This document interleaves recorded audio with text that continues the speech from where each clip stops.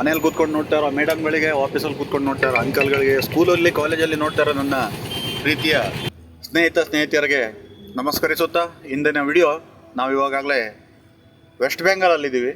ಒಂದು ಚಿಕ್ಕ ಪ್ರಾಬ್ಲಮ್ ಆಗೋಯಿತು. ಬೆಳಗಿನ ಜಾವ ಒಂದು 5 ಗಂಟೆಗೆ ನಮ್ಮ ಗಾಡಿ ಬಂದುಬಿಟ್ಟು ಕಿಸಾನ್ ಗಂಜ್ ಹೇಳುವಂಥ ಒಂದು 5 ಕಿಲೋಮೀಟ್ರ್ ಉದ್ದದ ಬ್ರಿಡ್ಜ್ ಸೆಂಟ್ರಲ್ ಬಂದುಬಿಟ್ಟು ಕ್ಲಚ್ ಪ್ಲೇಟ್ ಕಟ್ ಆಗಿಬಿಡ್ತು.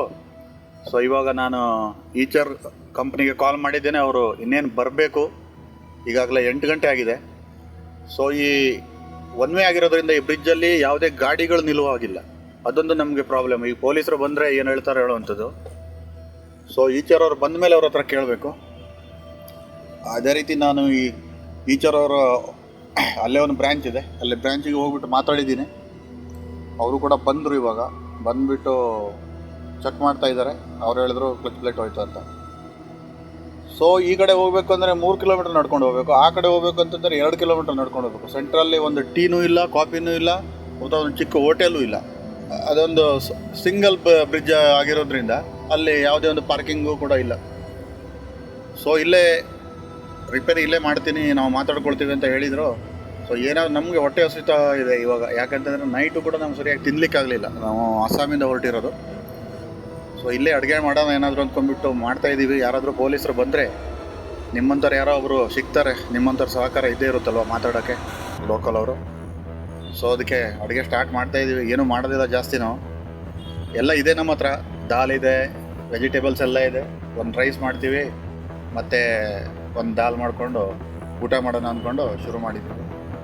ಭಾಳ ಅದ್ಭುತವಾದ ಪ್ಲೇಸ್ ಇದು ನೋಡಲಿಕ್ಕೆ.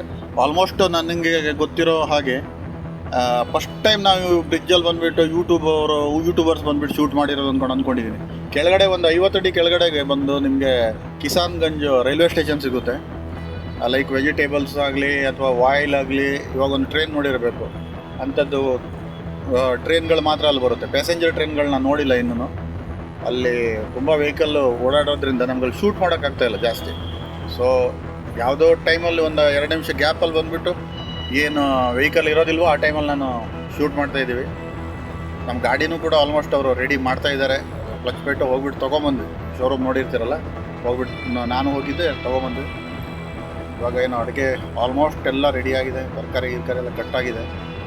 ಅವರು ಕೂಡ ಇವಾಗ ಜಾಕೆಟ್ಸ್ಬಿಟ್ಟು ಇಂಜನ್ನ ಕೆಳಗಡೆ ಇಳಿಸ್ಬಿಟ್ಟು ಕ್ಲಚ್ ಪ್ಲೇಟ್ ಇವಾಗ ಹಾಕೋಕ್ಕೆಲ್ಲ ರೆಡಿ ಮಾಡಿಕೊಂಡು ಕೆಳಗಡೆ ನೀವು ನೋಡಿದ್ರಲ್ಲ ಚಾಪೆ ಹಾಸ್ಕೊಂಡು ರೆಡಿ ಮಾಡ್ತಾಯಿದ್ದಾರೆ ಅವರು.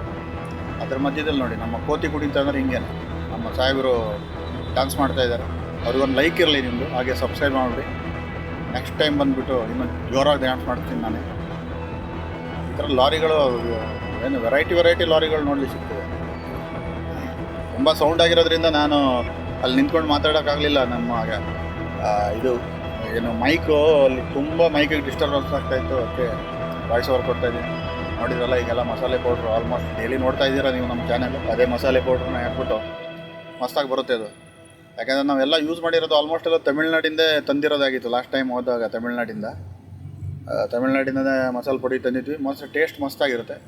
ಖಾರ ಸ್ವಲ್ಪ ಜಾಸ್ತಿ ಇರುತ್ತೆ, ಉಪ್ಪು ಸ್ವಲ್ಪ ಕಡಿಮೆ ಹಾಕ್ಕೊಳ್ಳಿ. ಅದ್ರಲ್ಲಿ ಸ್ವಲ್ಪ ಉಪ್ಪಿರುತ್ತೆ, ಸ್ವಲ್ಪ ಉಪ್ಪು ಕಮ್ಮಿ ಹಾಕ್ಕೊಳ್ಳಿ.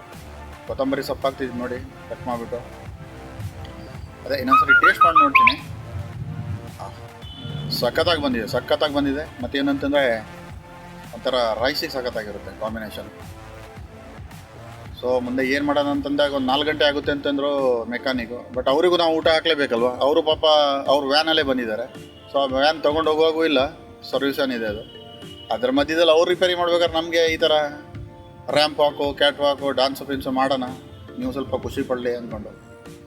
ಕಾಟೇರ ಸಿನಿಮಾ ಬರ್ತಾ ಇದೆಯಲ್ಲ, ಅದೇ ನೆನಪಾಯಿತು. ಒಂದು ವಾಕ್ ಕೊಟ್ಟೆ. ಕಾಟೇರ ಎಲ್ಲರೂ ನೋಡಿ ಡಿ ಬಾಸ್ ಸಪೋರ್ಟ್ ಮಾಡಿ. ನಾನು ಡಿ ಬಾಸ್ ಅಭಿಮಾನಿನೇ. ನಿಮ್ಮ ಸಪೋರ್ಟ್ ನನಗೂ ಕೂಡ ಇರಲಿ. ಅದೇ ರೀತಿ ರೈಸು ಕೂಡ ನಮ್ಮದು ಈಗ ಇಟ್ಟಿದ್ದೀವಿ. ಇನ್ನೇನು ಸೆಕೆಂಡಲ್ಲೇ ಎಲ್ಲ ರೆಡಿ ಆಗಿಬಿಡುತ್ತೆ. ಹಾಗೆ ರೈಸು ರೆಡಿ ಆಯಿತು. ಬಾಕ್ಸ್ಬಿಟ್ಟೆ, ಅಲ್ಲೇ ಬಾಕ್ಸ್ಕೊಂಡ್ಬಿಟ್ಟೆ. ನಾವು ಕುಕ್ಕರಲ್ಲಿ ಮಾಡಿರೋ ರೈಸ್ ತಿನ್ನೋದು ಕಮ್ಮಿ. ಸೊ ಬಾಕ್ಸ್ಬಿಟ್ಟಿದ್ದೀನಿ ರೈಸು. ಅದು ಗ್ಯಾಸ್ಟಿಕ್ ಆಗೋದಿಲ್ಲ. ಈ ಹೊಟ್ಟೆ ಒಬ್ಬರ ಕೂಡ ಬರೋದಿಲ್ಲ. ಈ ಕುಕ್ಕರಲ್ಲಿ ಬೇಯಿಸಿ ಮಾಡಿಬಿಟ್ರೆ ವಿಸಲ್ ಹಾಕಿ ಮಾಡಿದರೆ ಕಷ್ಟ ಆಗಿಬಿಡುತ್ತೆ ನಮಗೆ. ಯಾಕಂದರೆ ಜರ್ನಿಲೇ ಇರೋದ್ರಿಂದ ಈ ಥರ ಬಾಕ್ಸ್ಬಿಡ್ತೀವಿ ನೋಡಿ. ಇವಾಗ ನಾವು ಬ್ಯಾಟಿಂಗನ್ನು ಶುರು ಮಾಡ್ಕೊಂಡಿದ್ದೀವಿ. ಅದೇ ರೀತಿ ನಮ್ಮ ಮೆಕ್ಯಾನಿಕ್ಗೂ ಕರೆದೆ ಊಟಕ್ಕೆ, ಅವರು ಬರ್ತಾಯಿದ್ದಾರೆ. ಆದರೆ ನಮ್ಮ ಕ್ಯಾಮ್ರಾಮ್ಯಾನ್ ಮಾತ್ರ ಪಾಪ ಊಟ ಮಾಡ್ದೇ ಆವಾಗಿಂದ ಶೂಟ್ ಮಾಡ್ಕೊಳ್ತಾನೆ ಇದ್ದಾರೆ. ಇವರೇ ನೋಡಿ ಆಪ್ತ ಮಿತ್ರರು ಇವರು, ಎಲ್ಲಿ ವೆಸ್ಟ್ ಬೆಂಗಾಲ್ ಆಪ್ತ ಮಿತ್ರರು ಇವರೇನೆ. ಪಾಪ ಕಷ್ಟ ಬಿದ್ದು ಬೆಳಗ್ಗೆಯಿಂದ ಒಂದು ಟೀ ಕುಡಿದೇನೆ ಕೆಲಸ ಮಾಡ್ತಾನೆ ಇದ್ದಾರೆ. ಅದೇ ರೀತಿ ನಿಮ್ಮ ಸಹಕಾರ ಸಪೋರ್ಟ್ ಎಲ್ಲ ಇರಲಿ. ಚಾನೆಲ್ನ ಸಬ್ಸ್ಕ್ರೈಬ್ ಮಾಡಿ ಶೇರ್ ಮಾಡ್ಕೊಳ್ಳಿ ದಯವಿಟ್ಟು. ಆದಷ್ಟು ವಿಡಿಯೋ ಪೂರ್ತಿಯಾಗಿ ನೋಡಿ. ನೆಕ್ಸ್ಟ್ ವಿಡಿಯೋನೂ ಕೂಡ ಇದೇ ರೀತಿ ಮಸ್ತಾಗಿರುತ್ತೆ. ಅದೇ ರೀತಿಯಾಗಿ ನೆಕ್ಸ್ಟ್ ಮಾಡುವಂಥ ವಿಡಿಯೋನ ನಿಮ್ಮ ಸ್ನೇಹಿತರಿಗೆ, ನಿಮ್ಮ ರಿಲೇಟಿವ್ಸ್ಗೆ ಎಲ್ಲ ಬಂಧು ಬಾಂಧವರು ತಿಳಿಸಿ. Thank you so much. ಇದೇ ರೀತಿ ನಿಮ್ಮ ಸಪೋರ್ಟ್ ಇರಲಿ. ಇವರೇ ನೋಡಿ ಮೆಕ್ಯಾನಿಕ್ಸ್ ಇದ್ರೂ ಅವರಿಗೂ ಕೂಡ ಧನ್ಯವಾದಗಳು ನನ್ನ ಕಡೆಯಿಂದ. Thank you so much. ಜೈ ಕರ್ನಾಟಕ ಮಾತಾ.